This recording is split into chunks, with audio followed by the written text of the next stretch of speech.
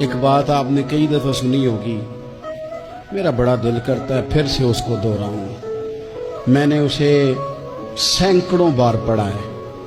جب طبیعت پوری بے چین ہوتی ہے اور اپنی ذمہ داریوں کا احساس کرنے کو دل کرتا ہے نا، تو پھر خیال آتا ہے کہ ہم بھی پڑھیں ذرا ان چیزوں کو۔ بار بار پڑھتا ہوں تاکہ احساس ذمہ داری پیدا ہو۔ آپ کے غلام اسلم فرماتے ہیں رات کو میں اور جناب عمر نکلے تھے تو ایک مکان میں ہم نے دیکھا کہ ایک عورت نے نا، اس کے بچے بار بار شور کر رہے ہیں اور وہ کچھ پکا رہی ہے، آواز آ رہی ہے۔ تو حضرت عمر نے دروازے پہ دستک دی۔ کون ہے دروازے؟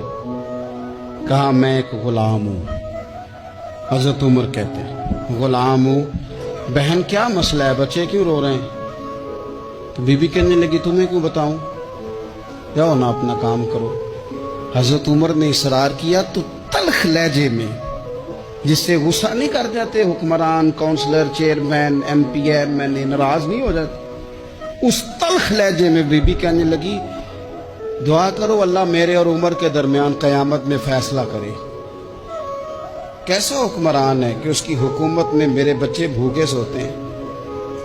یہ میں نے پانی میں روڑے ڈال کے چڑھائے ہیں، لیکن یہ پیٹ کی بھوک یہ بڑی ڈاڈھی ہوتی ہے، یہ نیند بھی نہیں آنے دیتی۔ خیال تھا رو دو کے سو جائیں گے، پر سو بھی نہیں رہے۔ حضرت فاروق اعظم دوڑے گئے، گھر سے سامان، اناج، غلہ کندھے پہ رکھا۔ خادم کہتے میں نے کہا کہ مجھے دے دیں۔ فرمانے لگے چل تو وعدہ کرنا قیامت میں بھی میرے بوجھ اٹھائے گا۔ کہ حضور نہیں، وہ تو میرے بس کی بات نہیں۔ فرمایا پھر مجھے کرنے دے۔ دوڑے آئے، اس خاتون کے دروازے پر لا کے وہ چیزیں رکھی۔ کہا بہن اگر تو پردہ کر لے تو یہ غلام نا آج کھانا پکا دے تیرے بچوں۔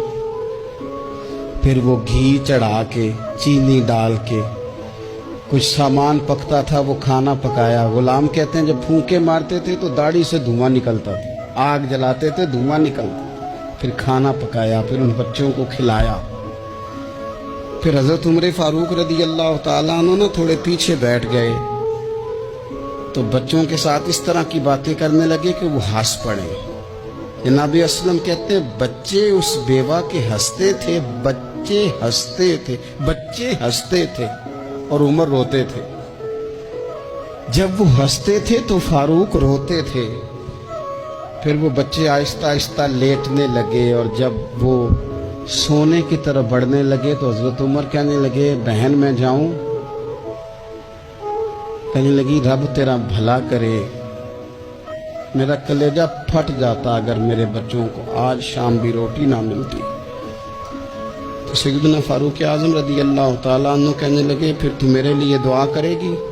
کہنے لگی میں دعا کرتی ہوں اللہ عمر کی جگہ تیرے جیسا کو نیک آدمی بٹھا دے۔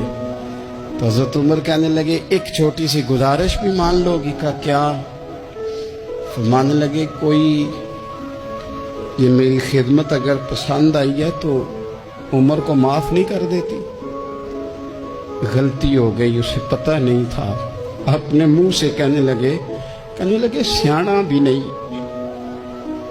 باشعور بھی نہیں، اسے چاہیے تھا خلافت کی ذمہ داریاں نہ لیتا۔ لیکن حضرت صدیق نے کہا تو وہ مان گیا، لیکن بہن میں اسے جانتا ہوں، بزدل بڑا ہے، کمزور بڑا ہے، ضعیف بڑا ہے، اگر تو قیامت میں اس کی شکایت لگائے گی تو بڑا کمزور پڑ جائے گا۔